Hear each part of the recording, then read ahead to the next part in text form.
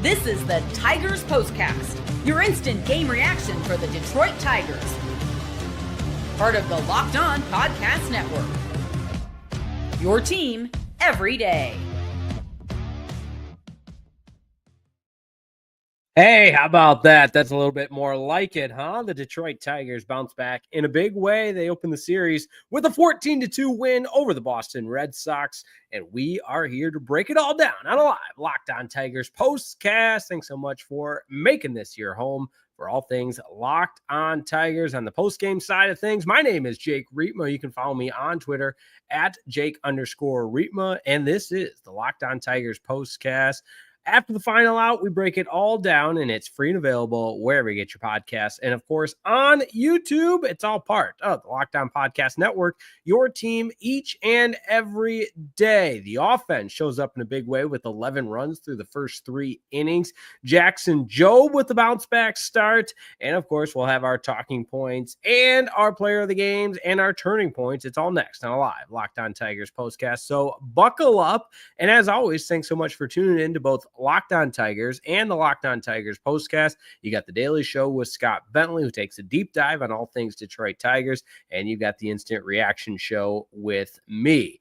And great to get back in the win column against a team that is playing some okay baseball. And obviously, anytime you got the Boston Red Sox in town, and unfortunately for the Tigers, kind of a unexpected twist and curveball the way the weekend series went against the Texas Rangers, losing 2 of 3 to a team like the Rangers that had been struggling. So yeah, tonight represents getting back on track offensively, defensively, with the pitching staff and everything else, and just getting back to playing that first place caliber baseball, that brand of baseball that we've become accustomed to. But so many comments to get into. I see the comment box filling up fast, which I appreciate. So get those comments in. And right away, we go ahead and hit our talking about segment, because there's a ton to get to on tonight's Locked On Tigers postcast. This is what you'll be talking about.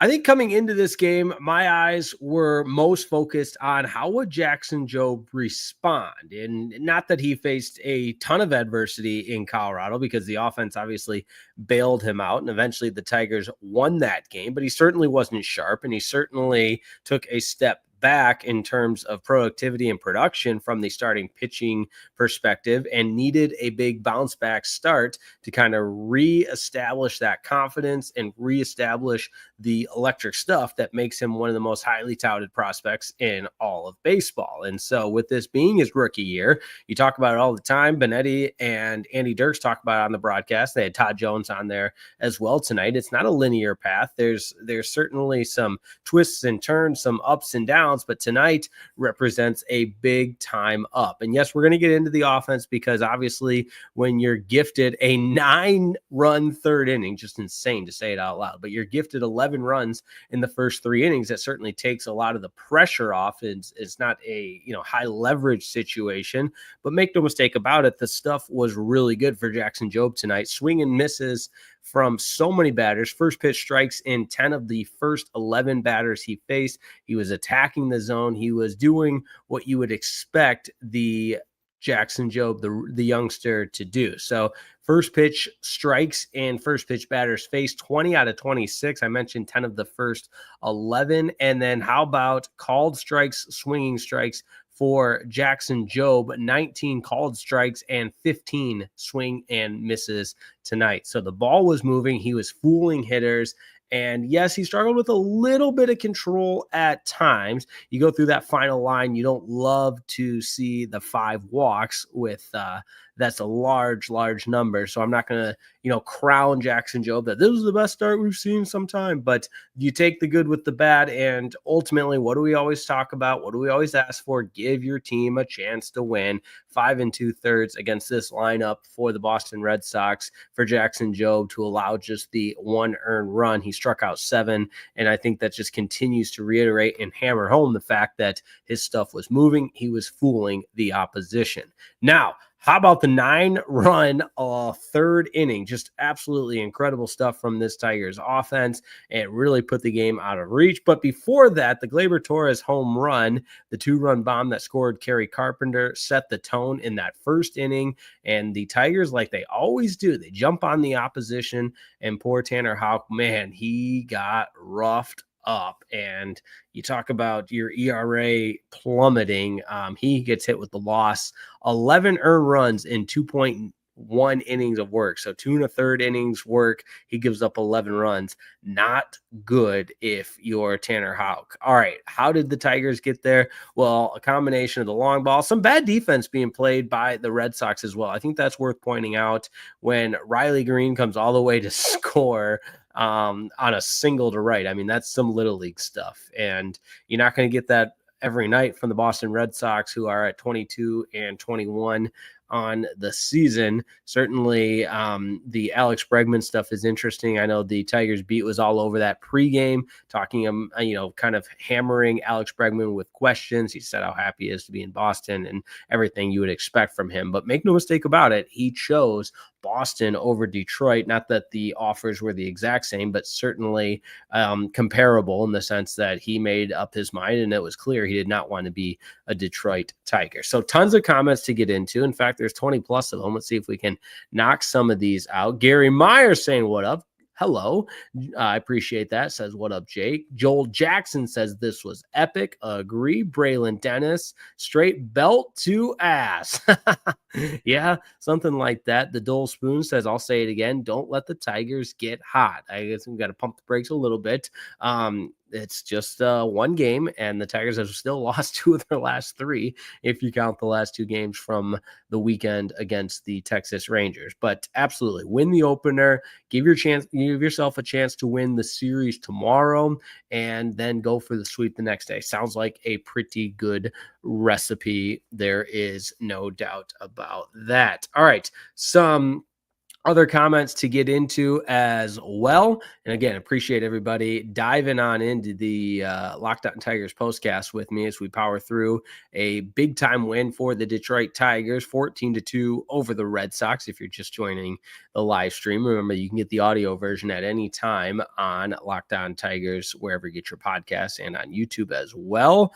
The Riley Green inside the Parker, yes, single with an error, but just an egregiously bad play defensively from the Red Sox.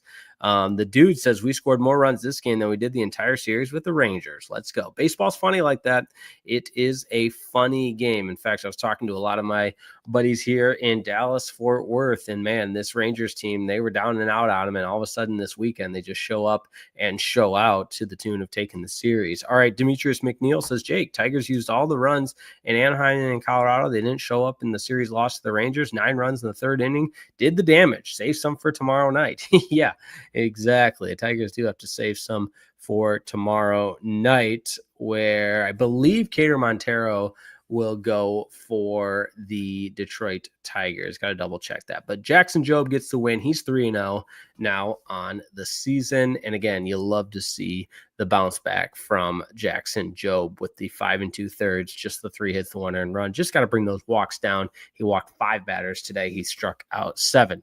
Now let's take a quick break and get back with our player of the game, our turning point in the game, and of course, more of your comments, because the Detroit Tigers, baby, the Detroit Tigers get the win over those sorry Boston Red Sox. Say it with me, the sorry Boston Red Sox. Don't go anywhere. Back in a moment on a live Locked On Tigers postcast.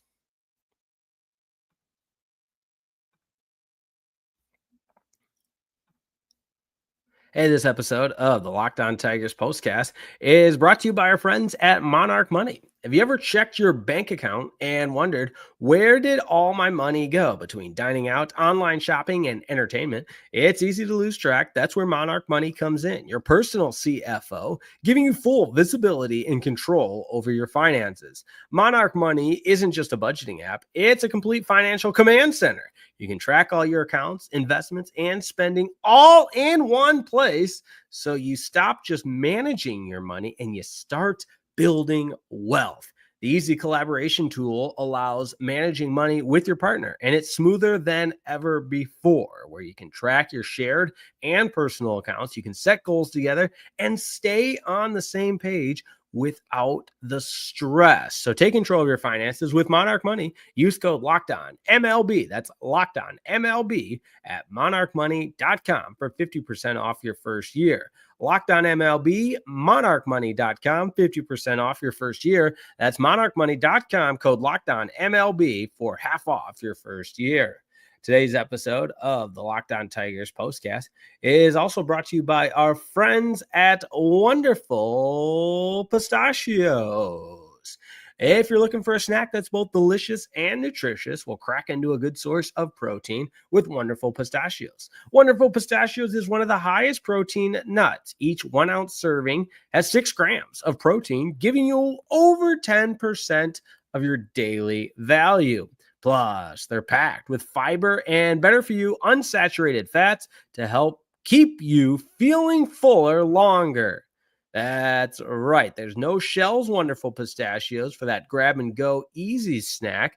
But I also love the satisfying crack of opening each shell like it's snack meditation. I do it during the Tigers game. When they score 9 runs in 1 inning, I snack even more. How about that? So whether you're running between meetings or dropping the kids, Wonderful Pistachios are the snack that works as hard as you do. So get snacking and get cracking with the snack that packs a protein punch. Visit wonderfulpistachios.com to learn more. That's wonderfulpistachios.com to learn more.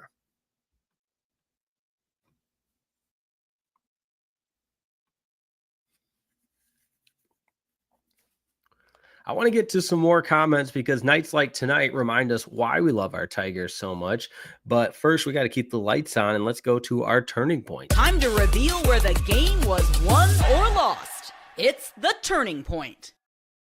I want to go with what the Red Sox did in this one because Riley Green comes all the way around to score on that single to right. And at that time, it was only a 3-0 lead when Riley Green stepped to the plate. And 3-0, we know, and obviously with the way the game played out, that the Tigers, didn't even need that many runs considering how well their pitching staff shut down the Red Sox. But in a 3-0 game, to have a ball that should be a harmless single go all the way to the wall and turn into a little league inside the park home run is just egregious if you're the Boston Red Sox. And if I'm a Red Sox fan, this one would drive me bonkers. I would be so upset because, man, you talk about just a lapse in focus, letting the game get away. It was at that turning point. But I also think it's worth noting just the way the Tigers stayed on the gas. I mean, this is the 6th, 7th inning in a game that's totally out of control.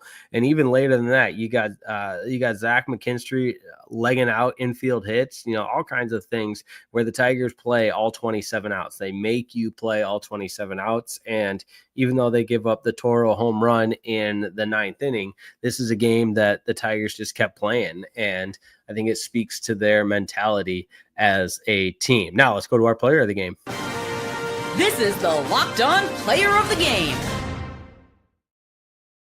I'm curious who the crowd and who the audience would pick as their player of the game. Certainly a couple of options. You had Sweeney with a couple more home runs, or with another home run. He hit the ball well. You've got Kerry Carpenter with 2 hits in this one, 3 hits for Gleyber Torres and the 3 RBI, and Riley Green with 2 more RBI on 2 hits. So lots of different options, and the 3 RBI for Sweeney that I mentioned on the 3-run homer. How about Javi Baez? I mean, this is a guy who his OPS is above 800. He's hitting above 300. If you would have told me that when the season started, that on Monday, May 12th, Javi Baez OPS would be over 800, I would laugh and cry probably out of sheer shock. But here we are. It's the 2025 gritty Tigers. So lots of options for player of the game. And why not Jackson Jobe? I mean, again, you ask the kid to do a lot. He bounces back. And Todd Jones said this on the broadcast. I didn't double check it to make sure it's true, but the Tigers undefeated in games Jackson Jobe has started, where even at times when he hasn't been the best, they still find a way to go out and get the victory. All right, this is probably my favorite comment of the night from Gary Myers. Shout out to Gary. You're the man. He says, Jake, you're the player of the game. All right, I'll take it. I will take it. Braylon Dennis says, player of the game, everyone. It's great stuff. I love it. I love it. All right. That being said, yes, I see other comments. Casey Mize is on the injured list for hopefully a short period of time. It's a hamstring injury, and they're going to continue to monitor the progress of that. Hamstrings, nobody knows how long they can take. Look at Steph Curry for the Warriors in the NBA playoffs. I mean, he's dealing with a hamstring injury. It's always kind of a curveball, or not a curveball, a question mark is a better way to put it. You never know how long those hamstrings can last. Hopefully for Casey Mize's sake, it is not long. But Tigers get the win today. Back at it tomorrow night, same time, 6:40 first pitch, Comerica Park. All 3 night games in the series this week. So no getaway day baseball. So all 3 starts this week, or all 3 games of the Boston Red Sox in town are night games beginning at 6:40 first pitch, which, by the way, I don't mind that. I know they made that change a couple years ago. Actually, gosh, it's probably been 3 or 4 now, implementing the earlier first pitch start time at 6:40. I don't mind it. Don't mind it one bit. But as always, it's a pleasure to be on the air with everyone. We got one more question coming in from Braylon Dennis. I think we should have a serious discussion about sending Jake Rogers down. Tomas Nido and Dylan Dingler are on fire right now. Yeah, I don't think that's the craziest notion I've heard of, especially when you think, I'd be probably more apt to have that conversation about Dylan Dingler being the everyday catcher and Jake Rogers being his backup. I know Scooble's put together better numbers when Dylan Dingler's been the catcher this year, but the continuity and really just the overall chemistry that Jake Rogers had with that pitching staff last year, to think that that's going to just be thrown out the window because he got injured and missed some time. I don't know if I'm quite there yet. It's certainly worth a discussion, though. I absolutely love the discussion tonight on a live Locked On Tigers postcast, because there's no wrong answer, and that's what makes this fun. You've got a really good baseball team. The spots on the major league roster are precious, and if you're not performing and producing, then yeah, I think the only reasonable conversation to have is sending guys down that aren't ready to make an impact and making a winning impact at that, because this is a team that can beat you in a lot of different ways and need to be thriving in all cylinders to reach where this team, I believe, has the potential to go. That's for sure. Okay. Awesome time tonight. It's always a pleasure to be live on the air on the Locked On Tigers postcast. Reminder to check out Locked On Tigers. I'll be back with you after the next Locked On Tigers postcast when the Tigers take on the Red Sox. So thanks as always. Make sure you like and subscribe, and go ahead and follow me on Twitter. I'll follow back at Jake_Rietma. And this has been another edition of a live Locked On Tigers postcast. We'll see you next time. Thanks so much for watching on Locked On Tigers.